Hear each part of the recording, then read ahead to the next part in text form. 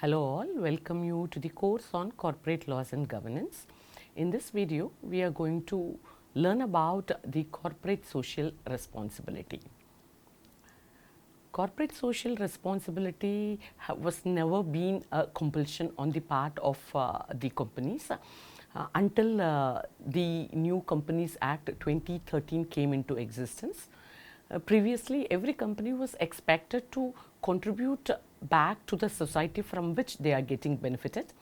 They are expected to protect the interest of all the stakeholders, and they were expected to show their commitment by integrating the business operation with the social and the environmental concerns.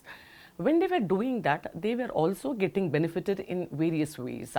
When a company shows that they are socially responsible in their activities, somewhere down the line, what happens, it creates a better image about the company among the public. The brand value or the brand equity of the company goes up. Somewhere down the line, it also distinguishes the company from that of the other players in the market. Their profitability also increases. Their credibility and the trust that people have on the company improves. It also brings in more and more visibility to the company among the public through the kind of exposure they get in the media. So this corporate social responsibility, though it was not mandatory, every company was actually giving importance to it, as it has many benefits for the company. But what happened in the year 2009, the Ministry of Corporate Affairs came out with voluntary guidelines on the corporate social responsibility. In the same year, the United Nations Human Rights Council, they adopted the United Nations general guidelines on the business and human rights. In fact, the Indian government endorsed this general principles that was adopted by the United Nations in the same year. In 2011, Ministry of Corporate Affairs came out with the national voluntary guidelines on the social, environmental and economic responsibilities of the business. They came out with these kinds of guidelines to the companies so that in order to bring more clarity to the companies in what way they can be socially responsible and in what way they can give back to the society from where they were getting all the benefits. The Ministry of Corporate Affairs in the year 2018, they came out with the national guidelines on responsible business conduct. They came out with this amendments in the voluntary guidelines mainly to align these guidelines with the Sustainable Development Goals and the United Nations guiding principles. Let us look at what are all the principles that we have in these national guidelines for responsible business conduct. There are totally 9 principles in this. First is that the first principle states that every company should conduct their business and govern their business with integrity, and they will have to do their business activities in such a manner that it is ethical, transparent and they are accountable for whatever they do. Whenever the companies produce goods and services, they are expected to produce the goods and services in the most sustainable way. They are expected to respect and promote the well-being of all the employees as well as every person who are there in the value chain of the business. The companies are expected to respect the interest of and be responsive to all the stakeholders. They are expected to respect and promote the human rights. They have to protect and restore the environment in order to achieve the environmental sustainability. Wherever and whenever they are going to influence the public and the regulatory policy, the companies are expected to do such activities in the transparent and responsible manner. They have to work towards the inclusive growth and equitable development of all the stakeholders of the company, right from the supplier to the employees, customers, intermediaries, etc. whenever they are going to create value to their customers, the companies are expected to create such values in the most responsible way. These are all the 9 principles of the national guidelines of responsible business conduct. Now let us understand the meaning of corporate social responsibility. As I already told you, in India, corporate social responsibility was legalized. It had become mandatory for companies based on certain threshold values. Section 135 of the Companies Act 2013 deals with this corporate social responsibility. Rule 2 subsection D deals with the provisions that are there with respect to the corporate social responsibility which the company is expected to follow. So let us understand the meaning of corporate social responsibility. There was previously a different definition of the corporate social responsibility, but it got amended through the company's amendment rule 2021. So as per this particular amendment, corporate social responsibility means those activities which are undertaken by a company in pursuance of its statutory obligations laid down in section 135 of the Act in accordance with the provisions contained in the CSR rules. That means whatever activity which the company does as per the rules that had been stated in section 135 of the Companies Act, as well as whatever that had been stated in the rules, CSR rules of the Companies Act, if they are going to perform those activities, all those activities will fall under the corporate social responsibility. If that is the case, we need to know what are all the activities that do not fall under CSR. Let's try to understand those activities. If a particular company is going to perform activities as part of the normal course of their business, then those activities cannot fall under the corporate social responsibility. There was an exception that was made during the COVID period. During COVID period, it was mentioned that if the company is going to involve in research and development activity in order to come with the COVID vaccines, and that too these kinds of research and development activities had to be done with the institutes that had been given by the government in Schedule 7 of the Companies Act. If the research and development wing of the company is going to pursue with respect to the discovery of the COVID vaccine, with the institutes that had been approved by the government in Schedule 7 of the Companies Act, then these activities were considered as a corporate social responsibility activities, and these were in force under 2020-21, 2021-22 as well as 2022-23. In all these 3 years, those research and development activities involved in the discovery of COVID vaccines with the institutes approved by the central government were falling under the corporate social responsibility. It was not considered as the normal course of business of the company. Any activity that are undertaken by the company outside India was not considered as an activity under the corporate social responsibility, but there is an exception to it.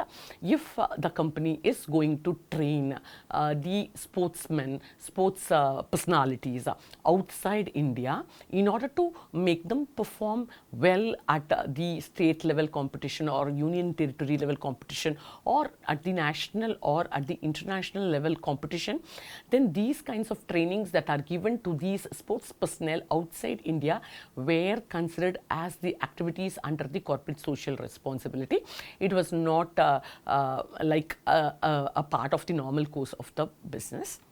And if the company has contributed amount either directly or indirectly to any political party under section 182 of the Act, then this is not considered as the CSR activity. If the activities of the company benefits the employees as per class K of section 2 of the Code on Wages to 2019, then these activities will not fall under corporate social responsibility. If the a company is going to involve in activities of sponsorships, and if these sponsorships are done with the objective of marketing the products and services of the company, and all these sponsorship activities cannot fall under the corporate social responsibility. If the particular company is going to fulfill any of the statutory obligations under any law in force in India, then those activities which are done to fulfill the statutory obligations cannot be called as the activities under corporate social responsibility. Let's check like who and all have to follow the rules of corporate social responsibility as per section 135 of the Companies Act 2013. Those companies who have a net worth of rupees 500 crore or more, or a company which has a turnover of rupees 1000 crore or more, or a company with a net profit of rupees 5 crore or more in the immediately preceding financial year, then these companies are expected to follow the rules of corporate social responsibility, because corporate social responsibility becomes mandatory for these companies. But when we look at these net worth, turnover and net profit, it is applicable to all types of company, like it is applicable to the public limited company, private limited company, foreign companies, holding company, joint venture company, subsidiary company, etc. Only criteria is there can be any type of company. Only thing is that if that particular company's threshold value is going to be above the value that had been mentioned by the Act, then they will have to they will have to take up the corporate social responsibility activities that particular year. It becomes mandatory for them. In case, let's assume a holding company falls under the threshold level, and the subsidiary company do not fall under the threshold level that had been mentioned by the Act, then it is not compulsory for the subsidiary company to take up the CSR activity. These mandatory provision comes into the picture individually for each of the companies, not putting all the companies together. So those companies that fall above the threshold level, like in terms of net worth, in terms of turnover, in terms of net profit, in all these cases they are expected to form a committee. A CSR, corporate social responsibility committee, has to be formulated, and they will have to comply with the CSR provisions that had been mentioned in section 135 subsection 1 of the Companies Act. Let us say that if a company's CSR amount is going to be 50 lakhs or below, if that is the case, it is not mandatory for them to form the CSR committee. Only thing, the board members or the board of directors will be doing the work of the CSR committee, and they will be carrying out the work, and in that particular case it is not mandatory for the company to formulate or constitute a CSR committee when the CSR expenditure for a particular year is going to be rupees 50 lakh or below. In case, let's assume that a particular company's the net profit or the turnover or the net worth falls below the threshold level, and if that happens for 3 consecutive financial year, then they are exempted in performing the CSR activities. Now let us look at the net profit, how the net profit has to be calculated, because if the company falls within the threshold, above the threshold level, then they are expected to perform the CSR activity. They should ensure that the 2% of the average net profit which the company has earned in the last 3 preceding financial year has to be spent towards the CSR. So let's look at how the net profit has to be calculated, what and all can be included and what cannot be deducted. Let's see that. Let's see what are all the items that cannot be included in the net profit. One is the profit by way of premium on shares. This doesn't apply only to those companies who fall under the investment company, whose very activity is buying and selling of shares. Only in that case it is not applicable. Otherwise, a company cannot include the profit which they earn by way of premium on shares, profit that are earned through the sale of forfeited shares, a profit that are earned by the company through a capital nature. When we say capital nature, it is about buying and selling of an undertaking or a part of an undertaking or an immovable property or the asset by the company. These cannot be included in the profit unless and until the company's the very nature or the of the company is buying and selling of immovable assets. And the changes in the assets on the liability value under the share under the equity reserves, which are done for the measurement of assets or the liability at the fair value, notional gains, unrealized gains, or the revaluation of assets, these aspects are not included in the net profit. There are certain items that can be deducted from the profit. Let us see what and all that can be deducted from that can be allowed by the law to get deducted from the profit.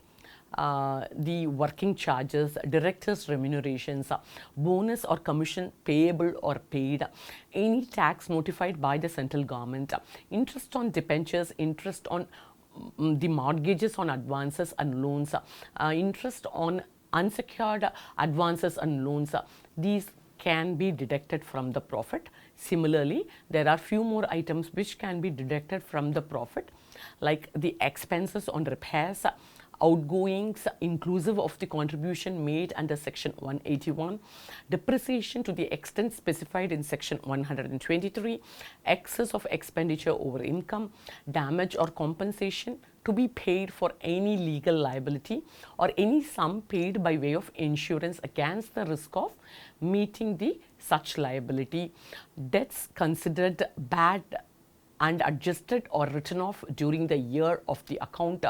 All these items can be deducted from the profit. Now let's look at the composition of the Corporate Social Responsibility Committee. We all know that if the particular company falls above the threshold limit that had been given by the Companies Act, it is mandatory for them to form the Corporate Social Responsibility Committee.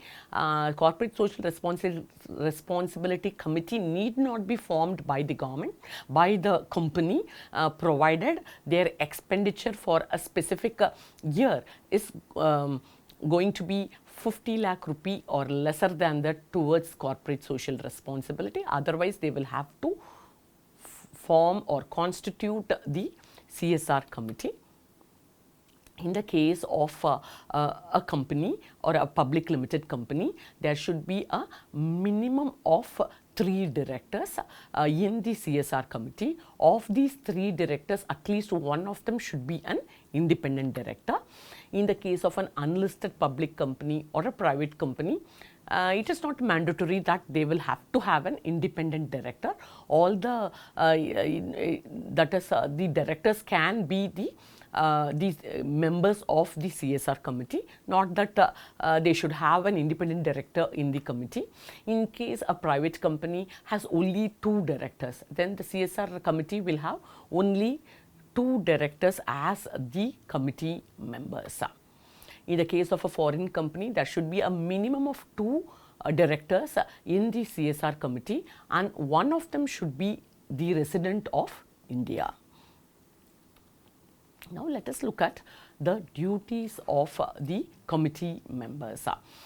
The first duty of the CSR committee is to come with the CSR policy. They will have to formulate the CSR policy, and they will have to make these recommendations to the board of directors, and whatever recommendations and guidelines they come out for the CSR policy, it should be as per Schedule 7 of the Companies Act.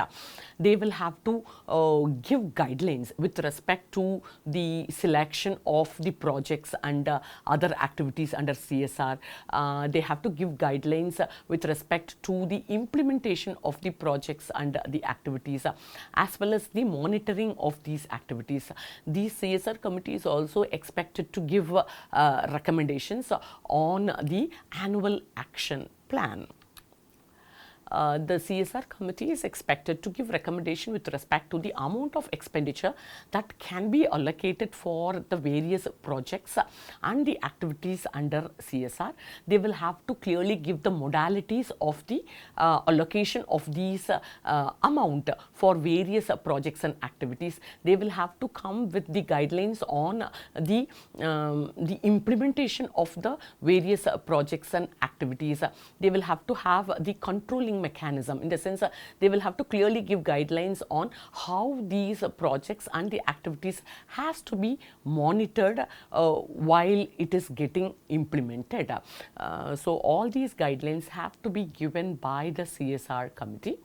They will have to have a very clear monitoring policy, and they will have to monitor whether the company is performing as per the requirement of the CSR policy.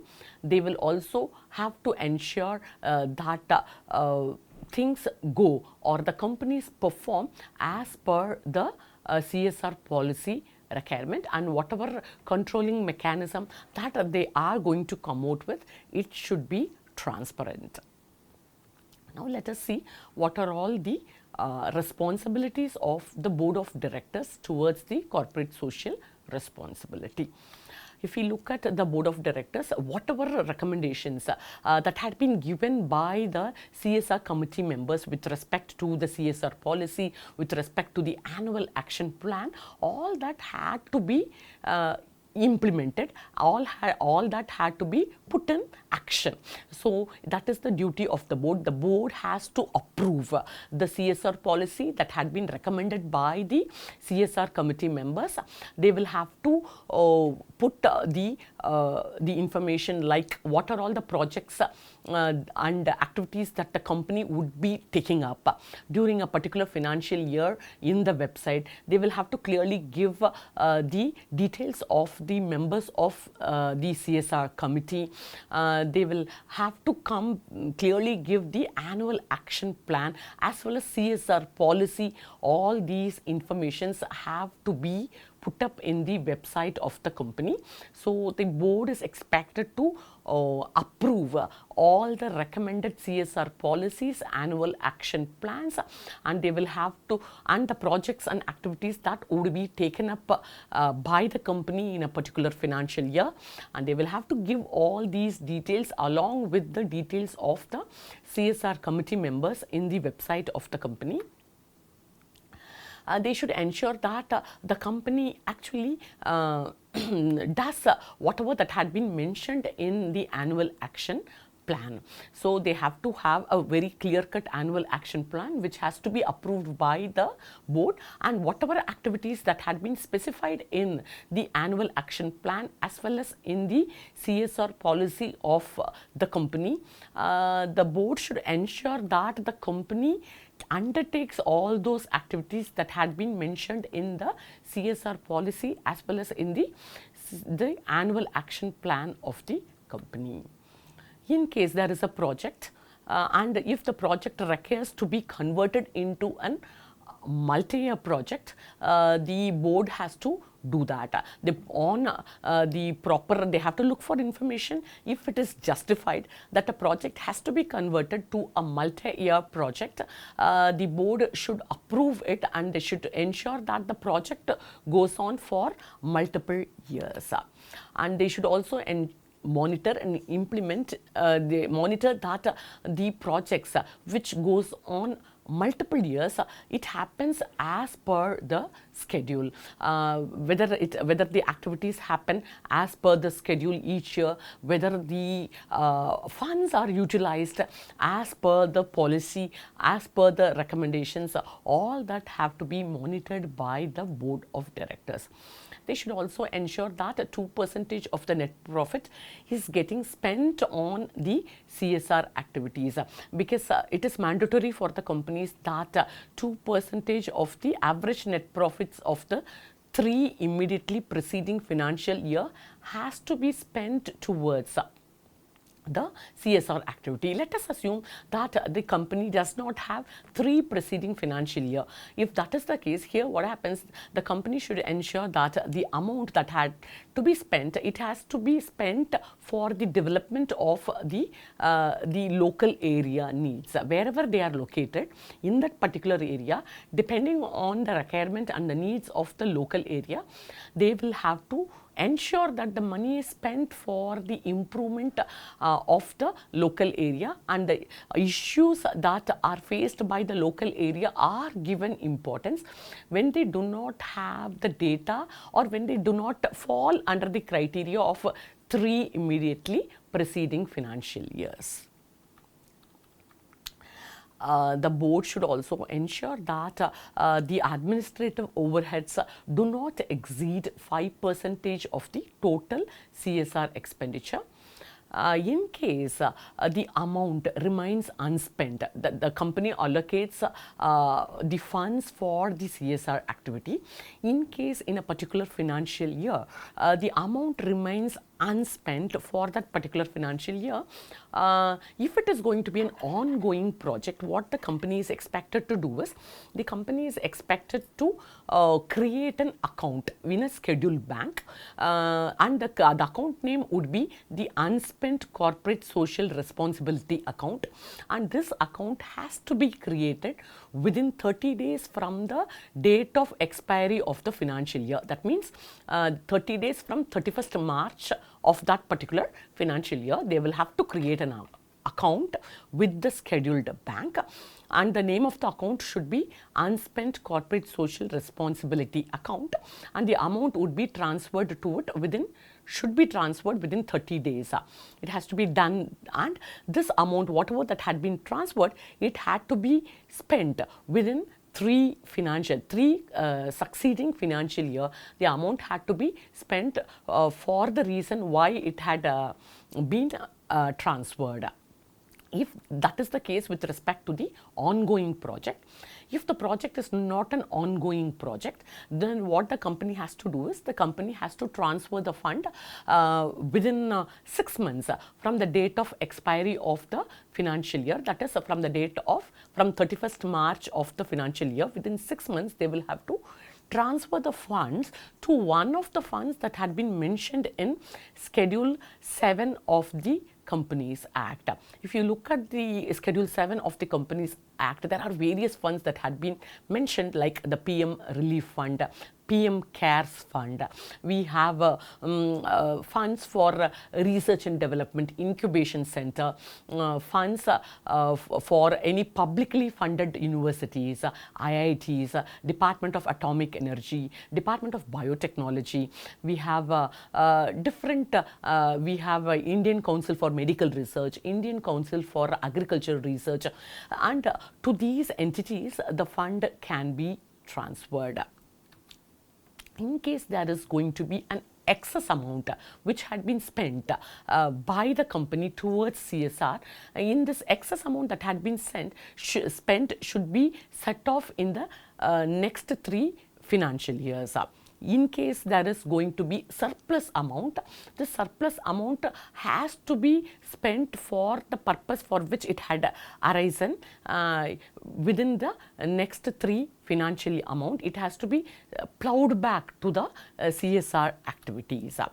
in case there is a capital asset that had been got under the CSR activity, this capital asset has to be held only by the Section 8 company that had been created for this CSR activity, or by the registered trust, or by the registered society that had been created either by the company or by the central government or the state government or by any act of the parliament, or it can be the capital asset should be held by the beneficiary of the CSR, like the non-governmental or NGOs, non-governmental organizations. They can hold the capital asset if at all a capital asset had been created during the CSR activity. And the board member should ensure that the impact assessment report is created, or the need assessment reports are created wherever they think that is required. Now let's look at the list of permitted CSR activities under Schedule 7. Before we get into this, let's understand like how a company takes up the CSR activity. Whenever the company has to take up the CSR activity, they can join with the company which is a Section 8 company, in the sense Section A, which has been created under the Section 8 of the Companies Act. They can do it with a registered trust of the company, or they can do it with the registered society of the company. They can also join hands with the registered trust or the registered society that had been created under the central government or the state government or any other act of the parliament. They can join hands with another company which has the track record of performing such corporate social responsibility act for a period of 3 years. So there are so many ways in which, or they can develop capabilities in their own company itself in doing this corporate social responsibility. These are all the various ways in which the company takes up the corporate social responsibility activities. Now let us see what are all the activities that are permitted under the Schedule 7 of the Companies Act. The company can get into an activity like which helps in eradicating poverty, hunger, malnutrition, promoting health care, preventive health maintenance, sanitation, or any other. We have the program by the central government, Swachh Bharat Kosh, which is for sanitation and for providing clean drinking water to the community. So they can take up any of these activities. They can also involve in activities which improves the education, especially the focus should be on improving the vocational skill among the youth, among the women, disabled persons or old age persons, so that they are become employable or their employability skills improve. They can also get into activities which improves the gender equality. They can do it by constructing shelters for old people, or they can come with home for the orphans. They can come with shelters for women. These are all some of the ways through which they can help in creating gender equality. They can also get themselves in activities which safeguards the environmental sustainability, which creates ecological balance, which protects the flora and fauna, which protects the animal welfare activities. They can get into afforestation activities. These are all the different activities which they can take up as a part of their CSR initiative. They can also involve themselves in activities which protects the national heritage, art and culture. They can involve themselves in the activities which results in the reconstruction of the historical sites and monuments. They can promote the handicrafts and the arts. They can go for the establishment of public library. So these are all the ways through which they can contribute towards the society. They can also take up activities that benefits the armed forces, veterans, war widows and their dependents. They can train the sports persons. They can concentrate on rural sports. They can develop or help the sports persons so that they can perform well in Olympics, Paralympics. So these are all some of the ways that they can help the country and the society. They can contribute to the Prime Minister's National Relief Fund, and they can contribute to the PM CARES Fund. They can also contribute to the incubators or the research and development projects that are taken up by the central government, state government, or by public sector undertakings. They can contribute to the public funded universities, IITs, Department of Science and Technology, Department of Atomic Energy, Department of Biotechnology, Ministry of Ayush, Ministry of Electronics. They can contribute to the Defense Research and Development Organization, the Indian Council for Agricultural Research, Indian Council for Medical Research. They can contribute to the Center for Science and Industrial Research. These are all the ways they can contribute to the upliftment and the improvement of the society. They can take up rural development projects. They can take up any slum area development. Only thing, they will have to go with the definitions of slum as given by the government of India. They can involve themselves in any kind of disaster management. It could be rehabilitation, it could be a relief operation. So they can take up these activities as a part of their corporate social responsibility. Now let us finally look at what are all the fines and penalties that the companies have to pay when they are not going to comply with the rules under the corporate social responsibility. In case a company fails to comply with the provisions relating to CSR spending or transferring and utilizing of the unspent amount, then they will have to pay a penalty of rupees 1 crore, or they will have to pay twice the amount of the CSR spending or the unspent amount, and whichever is lesser, that would be made as the fine and penalty, and they will have to pay this to the CSR fund that had been specified in Schedule 7 of the Act, or they will have to transfer it to the unspent corporate social responsibility account. We know what are all the CSR fund specified under Schedule 7 of the Act. We talked about PM CARES Fund, PM Relief Fund, we talked about Research and Development and Incubators Fund, public funding for the public universities, IITs, then funding for different departments of the government like the atomic energy, the Ministry of Ayush, so on and so forth. We talked about CSIR. These are all the different avenues that are available to the company to pay the fine.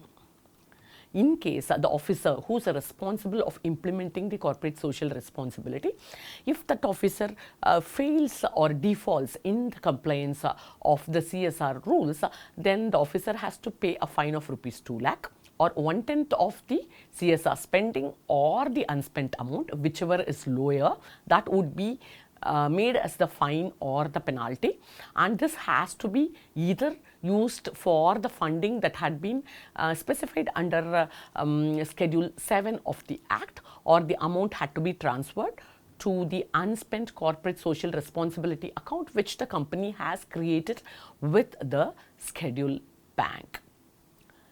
Thanks for listening.